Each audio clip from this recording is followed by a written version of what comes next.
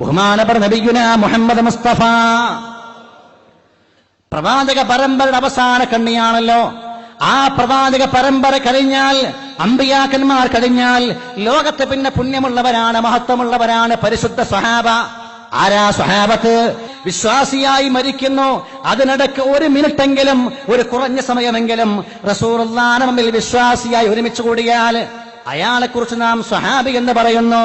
അമ്പിയാക്കന്മാർ കഴിഞ്ഞാൽ ഏറ്റവും കൂടുതൽ മഹത്വമുള്ളവർ. എന്താ ഈ മഹത്വത്തിന്റെ മാനദണ്ഡം? എന്താ ഇതിന്റെ കാരണം? എന്താ? മറ്റൊന്നുമല്ല, പ്രവാചകനാകുന്ന മുഹമ്മദ് റസൂലുള്ളാഹ് എന്ന ലോക നേതാവിൽ നിന്ന്, ആ മാർഗദർശിയിൽ നിന്ന്, ആ നബിയെ കാണാൻ, ആ നബിയുടെ ചുണ്ടിൽ നിന്ന് ദീന് പഠിക്കാൻ അവസരം ലഭിച്ചവർ എന്നുള്ളത് കൊണ്ട് മാത്രമാണ് ഇത്ര വലിയ മഹത്വമെങ്കിൽ ഇത്തരത്തിലുള്ള മഹാന്മാരോടുള്ള അടുപ്പവും അവരോടുള്ള സാമീപ്യവും സിയാറത്തും നാളെ രക്ഷപ്പെടാൻ കാരണമാകുമെന്ന് മുഹമ്മദ് റസൂലുള്ളാഹി സല്ലല്ലാഹു അലൈഹി വസല്ലം ഇത്തരം മഹാന്മാരോട് നാം കാണിക്കുന്ന സ്നേഹബന്ധം. ബഹുമാനപ്പെട്ട അനസ് ഇബ്നു മാലിക് റളിയല്ലാഹു അൻഹു പറയുന്ന ഹദീസാണ്. റസൂലുള്ളാഹി സ്വല്ലല്ലാഹു അലൈഹി വസല്ലം തങ്ങളോട് ഒരാൾ വന്നുകൊണ്ട് ചോദിക്കുന്ന, പ്രവാചകരെ, മതസ്സാ, എപ്പോഴാണ് ഖിയാമത്ത് നാൾ? അല്ലാഹുവിന്റെ പ്രവാചകന്റെ ചോദ്യം, മാദാ ആദത്തലഹ, ഖിയാമത്ത് നാളിന് വേണ്ടി നീ എന്താണ് ഒരുക്കി വെച്ചത്? ചോദ്യം കേട്ടാൽ കാര്യമായി ഒരുക്കി വെച്ചതുപോലെ ഉണ്ടല്ലോ. എന്താ നീ ഒരുക്കി വെച്ചത്? ആ സഹോദരന്റെ മറുപടി, ഇല്ല യാ റസൂലല്ലാഹ്, കാര്യമായിട്ടൊന്നുമില്ല. എനിക്കങ്ങയോട് വലിയ സ്നേഹമാണ്, അല്ലാഹുവോട് വലിയ സ്നേഹമാണ്, ഇതല്ലാതെ മറ്റൊന്നും ഞാൻ ഒരുക്കി വെച്ചില്ല എന്ന് ആ സ്വഹാബി മറുപടി പറയുമ്പോൾ റസൂലുള്ള മറുപടി പറഞ്ഞില്ലേ, അൽ മർഉ മഅ മൻ അഹബ്ബ, ഒരാൾ ആരെ സ്നേഹിക്കുന്നവോ അയാളോട് കൂടെയാണ് എന്ന് സയ്യിദുനാ റസൂലുള്ളാഹ്. അനസ് റളിയല്ലാഹു അൻഹു ഹദീസ് പറഞ്ഞുകൊണ്ട് പറയുന്നുണ്ട്, എനിക്ക് വലിയ സന്തോഷമായി.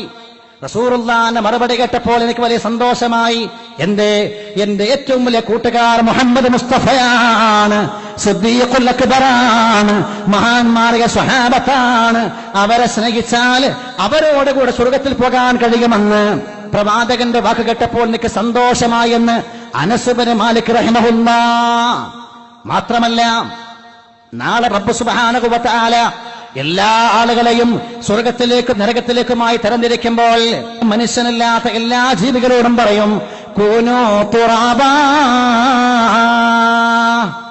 മനുഷ്യനും ജിന്നുകൾക്കും മാത്രമാണ് സ്വർഗവും നരകവും. മറ്റു ജീവികൾക്ക് സ്വർഗവും നരകവുമില്ല. അവർ തമ്മിലുള്ള ഖിസാസ് കഴിഞ്ഞാൽ പടച്ചവനവരോട് പറയും, കൂനൂ തുറാബാ, എല്ലാം മണ്ണായി മാറുക, എല്ലാവരും മണ്ണായി മാറുക. റസൂല് പറയുന്നു, എല്ലാ നായകളോടും പടച്ചവൻ മണ്ണായി മാറാൻ പറയുമ്പോൾ ഒരു നായയോട് പടച്ചവൻ പറയുമത്രേ സ്വർഗത്തിലേക്ക് പോകാൻ. ഏതാണ് ആ നായ? അസ്ഹാബുൽ കഹ്ഫ് എന്ന മഹാന്മാരോട് കൂടെ അവർക്ക് കാവലായി അവരുടെ ഗുഹാമുഖത്ത് കിടന്ന നായയില്ലേ, ഖിത്മീർ എന്ന് വിളിക്കപ്പെടുന്ന നായയില്ലേ, ആ നായക്ക് നാളെ സ്വർഗമുണ്ടെന്ന് മുഹമ്മദ് റസൂലുള്ളാഹ്. എന്താ കാരണം? ആ നായ സ്നേഹം കാണിച്ചത്, ബന്ധം കാണിച്ചത് മഹാന്മാരായ അസ്ഹാബുൽ കഹ്ഫിനോടാണ്.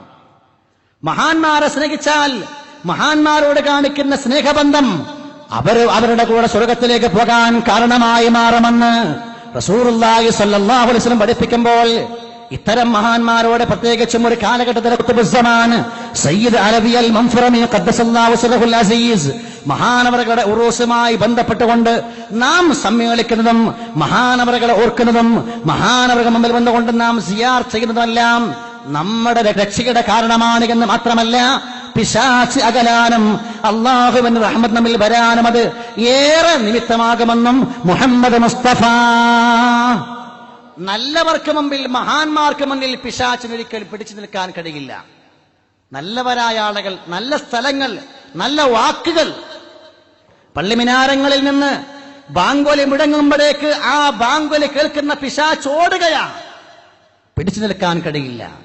അതേ പ്രകാരം മഹാന്മാർക്ക് മുമ്പിൽ, അല്ലാഹുവിനെ കുറിച്ച് ഓർക്കുന്നവർക്ക് മുമ്പിൽ പിടിച്ചു നിൽക്കാൻ പിശാച് ഒരിക്കലുമാകില്ല.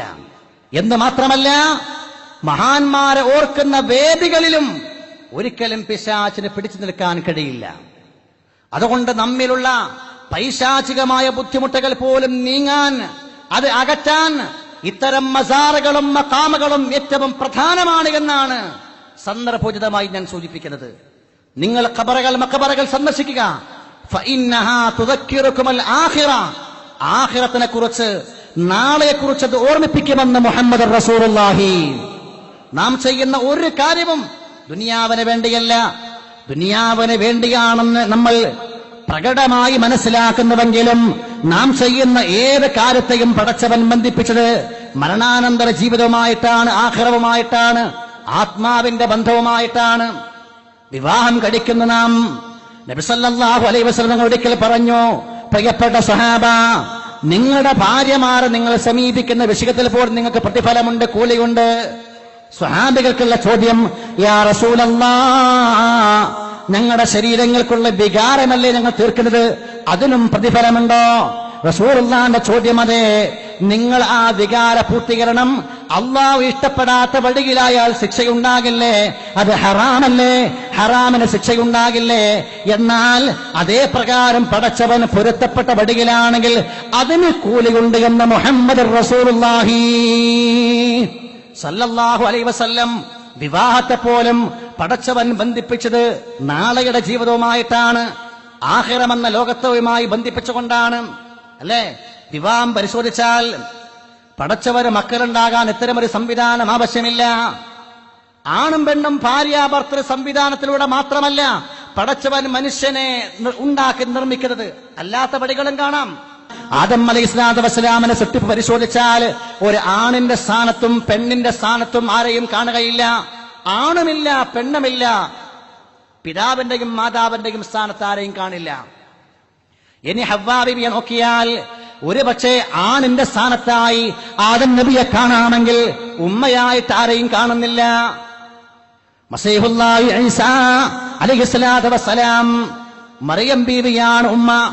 മാതാവായി മറിയം ബീവി ഉണ്ടെങ്കിൽ ആണായി ആരുണ്ട്?